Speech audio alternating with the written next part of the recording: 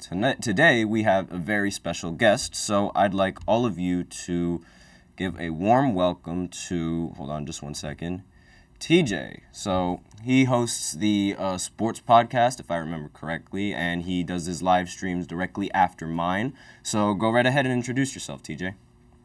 Hi, I'm TJ, host of the GSMC Sports Podcast. Like Nelson said, I cover all things sports, really. My live shows are at 2 o'clock p.m. Eastern every day. So me and Nelson are the little back-to-back combo. Yeah, there we go. So basically, he's like this.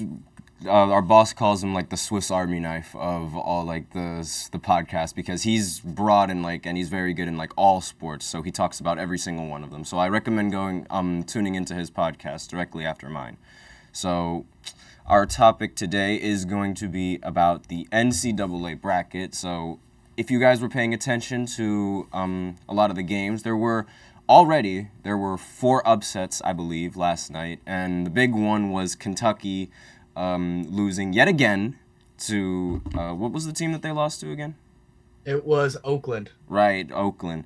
And Duquesne, they just ruined. That was the team that ruined my bracket first. Duquesne. I did not expect them to win that. How's your bracket looking, TJ? I'm all right. The place where I took my biggest loss was Texas Tech falling to NC State, and I kind of hate myself even for betting against NC State. They were the electric run during the ACC tournament, 5 wins in 5 days, the second team to ever do that to win a Power 5 conference. And I don't know, I'm a sucker for Big 12 basketball, so I went with the Red Raiders. And that's what's hurting me this morning. That makes sense. I mean, I went and picked that team. Like I didn't pick Texas Tech because I don't know, there was some feeling like you ever have that gut feeling with a pick where it's just like I don't think they're gonna do it this time. Like it's just I don't know what it is. It's just a feeling. Like you watch them play and like you watch like the overall energy that they bring like on the court and like when they face adversity, you just don't really feel it. Like, has that ever happened to you with these picks? It has, and it's funny because there were a few of these. So I made a handful of brackets this year, obviously, because I'm a little bit of a sicko with it. But there were for my in general, like I'm in a bracket pool with some friends, and a couple of the upsets, I'm not gonna give myself credit for Oakland over Kentucky. Now, I felt that way about Kentucky to your point of I didn't think they had the legs in them. Frankly, I didn't know enough about Oakland to, really put it on the table and go with that. But I could have seen this one coming. Duquesne is another one over BYU, where with some of their shot selection, I didn't really see it with BYU either. But in both of these cases, in my big time brackets, I was soft and I went with the chalk picks, and ultimately my bracket is no longer perfect because of it. Yeah, honestly, like the BYU game, that was the first one where it was like I messed up. Like I had every time like whenever I go out and I see I usually see BYU games like all over at like bars and things like that, and they look like a unit. Like when I was watching them, they looked like a legitimate unit, and I was like, okay, I really think that they got a shot. But no, they decide to ruin everything for my bracket. So that's always great. And I don't even want to begin to talk about St. Peter's. Like I didn't pick them in all of my brackets, but there were a couple of them that there were a couple of brackets where I decided to pick them because they went on that Cinderella run. I'm from New Jersey, and like being from New Jersey, I'm like always behind that team, and it's always like it's something that like it brings me to home, I guess you could say. Like I know we're both we both are affiliated with Quinnipiac as well, so it is like a little bit odd seeing like, oh, you're going for St. Peter's, you're rooting against the enemy and things of that nature. But it's like it's home, and it's something that I had faith. Like I guess that was all it is. I just had faith that they could do it again. Yeah, that's fair. It was an ugly one. And Tennessee is really putting it on for the SEC right now. They had a really rough day yesterday, going 1-3, all of them being the higher seeds. So Tennessee was the one who came through for them there. But I feel like just with the magical run that was a couple years ago with St. Peter's, I can understand how you could have talked yourself into it. Also, to the note of Quinnipiac, the reality is the result would have been just as bad if it was Mm. the Bobcats. Obviously, wish they made it just so I could have filled out one bracket, having them win it all. But That ultimately, wasn't gonna. we I don't knew think that that was wasn't gonna realistic. happen. Yeah. But so let's go like a little bit deeper like into like the specifics of some of these games. So, how did you feel about the no call? Well, the call on in the Kansas going up against Samford. Yeah, that was a really tough call. So I will give the refs it was the wrong call, 100%. And we're talking about college basketball here, where if it were the NBA, play would have been challenged. We probably would have waited another 10 minutes as they figured it out. But they got the call wrong in the moment. That being said, in full time, Nicholas Timberlake, the Kansas player that went up for the dunk, he hit the ground really hard. Right. But that's like the And it ground. It's did like you don't call a foul on the ground. no, obviously you don't, but it did sort of look like a foul. It all happened so fast, but as soon as they played that first replay, you realized, oh, they got that call wrong. Hmm. And I was someone who I was into Samford as a potential upset here in this first round. I thought that Kansas was I mean, they are undermanned, losing their leading scorer, Kevin McCullough Jr., with the injury that has taken him out for the tournament. I thought that the Bulldogs, the way that they played, could have really tired out Kansas. But I mean, you also do have to give the Jayhawks credit for the level of offense that they played in this game. I didn't really see that coming, especially missing your leading scorer. So credit to them, but it's unfortunate the way that it played out there because that was Right. the wrong call and it did drastically impact the end of that game. Right. Because it was a one possession game at that point. They were only up by one, I believe. Right. Yeah. Exactly. So that call, like, it completely changed like the entire flow of the game, and Yeah. like I don't want to usually like, excuse me, my bad, but all of the games that like at least the ones that I've watched, the refs have been spot on. So like that was the fact that was like the one bad call out of so many different games that went down like last night. I really don't see like a big I don't think that's a big deal. Like, I mean, obviously, like if you're that school, yes, it's a big deal. But so far, the officiating has been really good in this tournament, in my opinion. What do you think? Yeah, I would agree with that. I think a lot of eyes were on that game because the fact that it's Kansas, this big name program and everything. And I mean, it's always tough. Anytime there's a call in the last minute, talk about the last 20 seconds of a game, it's going to be likely very scrutinized. But I do think that the refs have done a very solid job up to this point, which is obviously good because the last thing you want in really any sporting environment is to have the refs end up being the big story.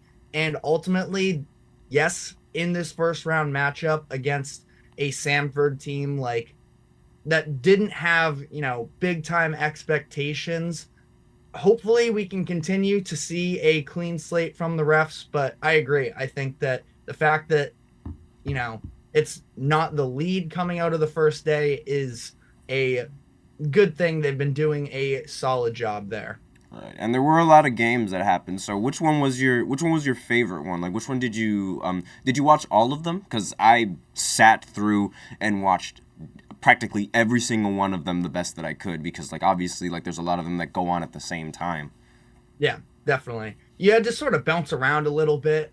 And luckily, I mean, luckily, we all want good games, but there were a handful of instances where we had a few blowout games. A few. There So, was a lot of blowouts. There were a lot more blowouts than close games in this one.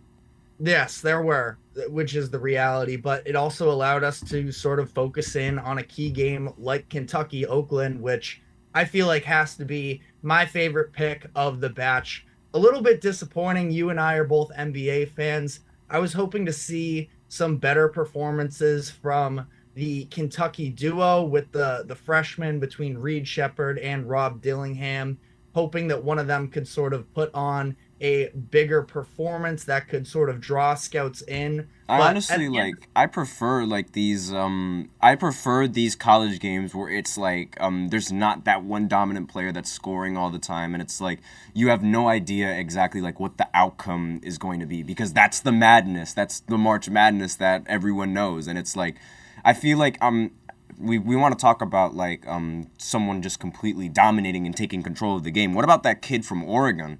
Like that just I oh believe yeah, like he dropped 40 something. I think he ended the game with yeah, 40 points. 40 points. Yeah, exactly. So it's like I'm just going to pull up his name just because like I just said that kid, and it's like he's It's probably older than the both of us. Jermaine Kusnard, I think Yeah, is how you Jermaine pronounce his Kusnard, last name. exactly. I just wanted to make sure that I got like the pronunciation of that correctly. But like I mean, he went off, so it's like you have those games, like obviously those games in college are like few and far in between, but it just makes it like so much better when it does happen, right? Like cuz when those games do happen from a like a kid and like a really good or a young kid, a freshman, a sophomore, however old he is, or whichever age really, if it happens in college, it's like, "Oh my gosh, like that kid is insane."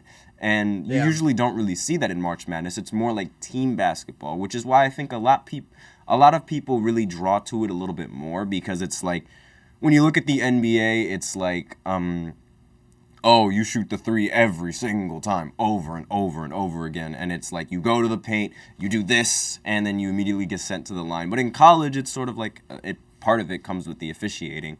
Like they sort of allow the players to do what they, or to decide the game. And it's like they're allowing the players to get more physical. They allow them to press up on defense. They're allowing them to like go up like strong, and like sometimes there's gonna be fouls, obviously, but most of the times they don't get called, especially when the guy on offense does this, like just Yeah. because.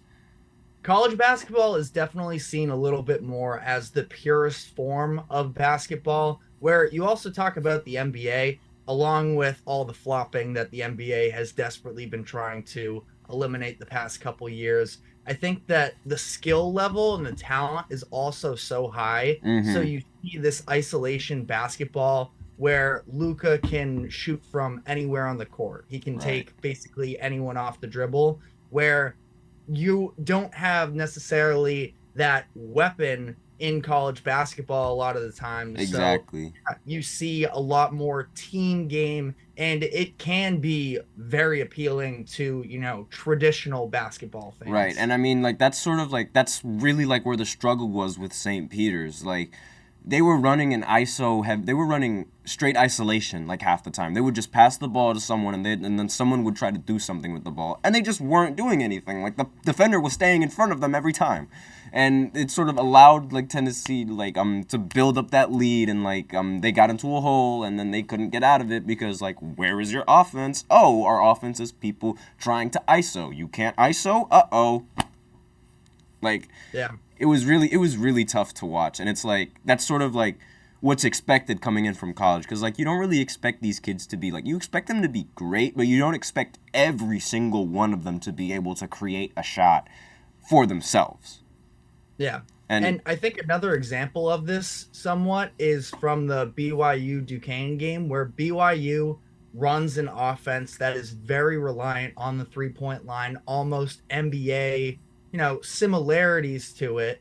And how Duquesne won that game was they ran BYU off of the three-point line. They forced them to sort of get better looked shots inside, and it took the Cougars long enough to adjust to that, where the Dukes were able to build up the lead that they were, and they end up pulling off the upset. That's something that we see all the time in the NBA. I mean, I'm a Celtics fan, and how many times do you hear the hey now? How many times do you hear the mm-mm-mm-mm-mm. criticisms that they settle for outside shots too much, which is fair? They're a very high volume three-point shooting team, and a lot of the time in the NBA, you hate to boil it down like this because I enjoy basketball too much to oversimplify it, but a lot of the time it's, are you hitting your three pointers? And if you're not, a lot of the times it's tough to win games like that when that is your identity. And we saw an example of that in college basketball yesterday. Right. So, with that, we're out of time for the first segment. So now we're going to go ahead into the second segment where we're going to talk about G League, the team Ignite, I believe it is. The NBA announced that they're shutting down that team. So I will be right back. We will be right back. I'm so used to saying after this short break.